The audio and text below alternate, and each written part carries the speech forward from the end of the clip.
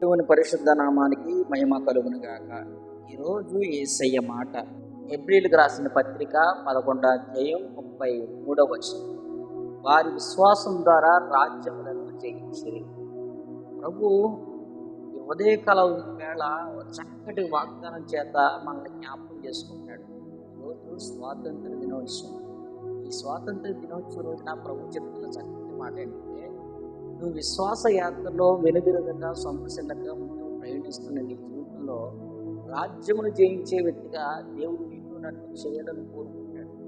కారణం ఏంటంటే, ఈ రాజ్యం పరలోక సంబంధమైన రాజ్యం, ఆత్మ సంబంధమైన సామ్రాజ్యం. ఈ సామ్రాజ్యంలో జయించారంటే ఈ విశ్వాసం అనే జీవితాన్ని పెట్టుబడిగా పెడితే ఇహలోక మాలిన్యాన్ని విడిచిపెట్టి ఆత్మ సంబంధమైన పర సంబంధమైన దీపించేది చూస్తూ ఆయన రాజ్యం వారసుగా చేరాలని కోరుకునే విశ్వాస యాత్రలో పరుగు పందులో దేవుడిని జ్ఞాపకం చేసుకుని నీ విశ్వాసం ద్వారా రాజ్యాన్ని జయించి రాజ్యపు వారసులుగా మార్చడం శక్తి కలిగిన దేవుడు. ఆ రాజ్యపు వారసులుగా నిన్ను నన్ను చేయాలని ఉదయకాల వేళ ప్రభుత్వంతో మాట్లాడుతున్నాడు. ఆయన ప్రభుత్వం తోడైంది నడిపించి ఆయన రాజ్యం సొంతం వ్యక్తిగా నా దేవుడిని చేయడం గాక. ఆమేన్.